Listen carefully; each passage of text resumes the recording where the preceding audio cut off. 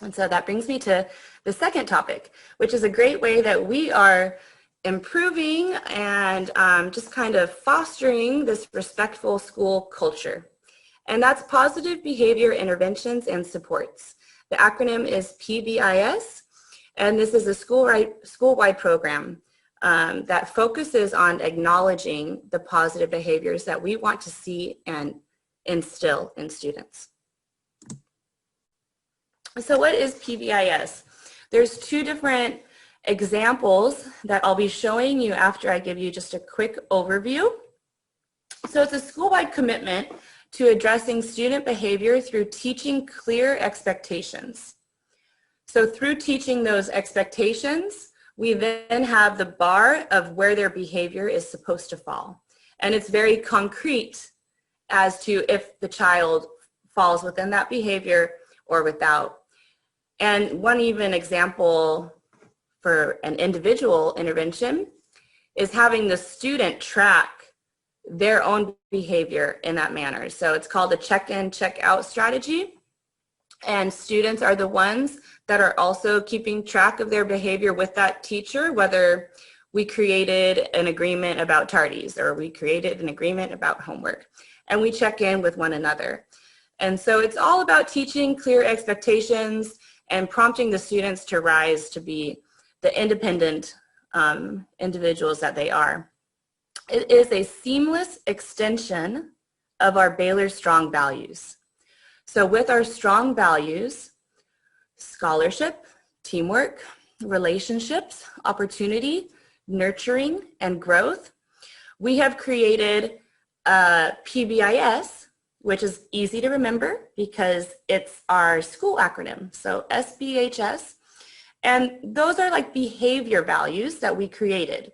And so these behavior values are safe, brave, helpful, and sensible.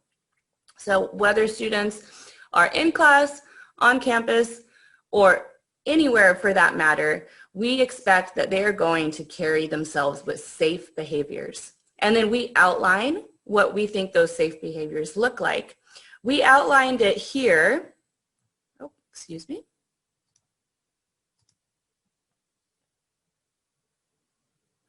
Prior to our distance learning.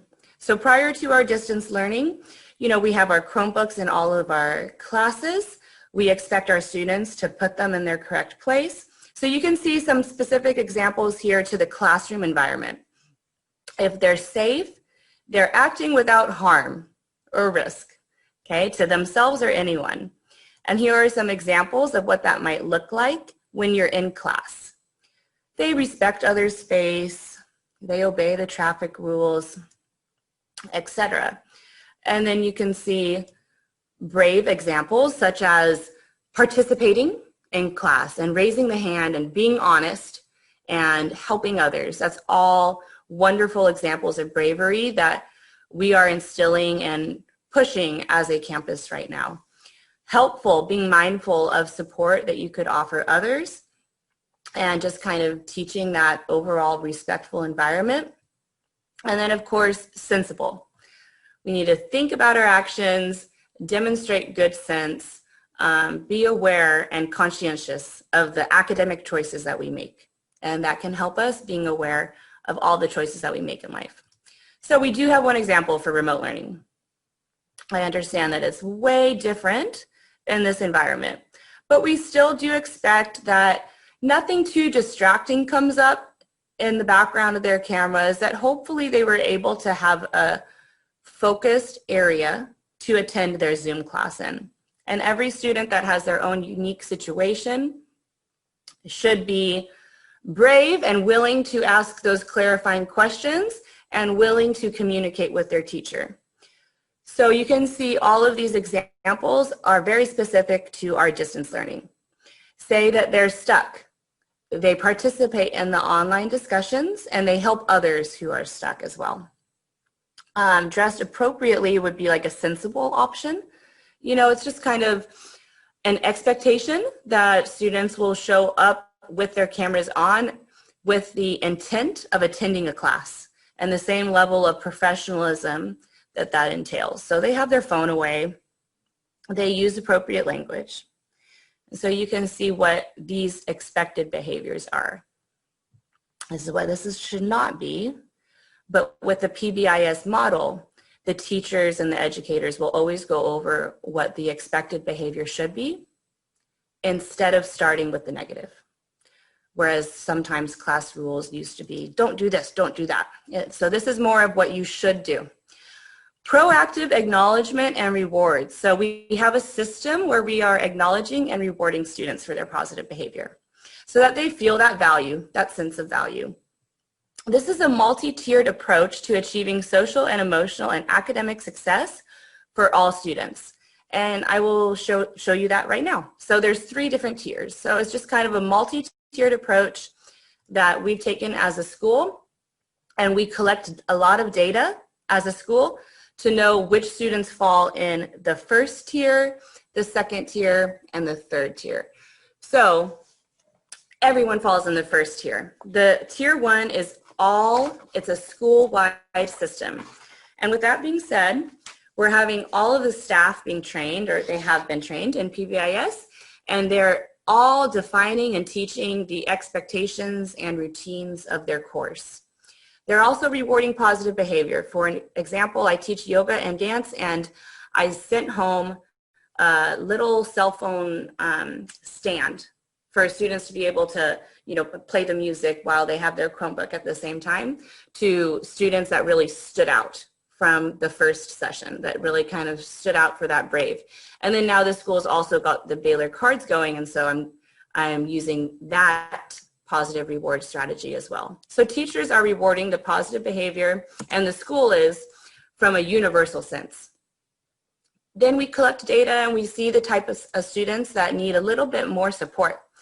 And so this would be some of our student body.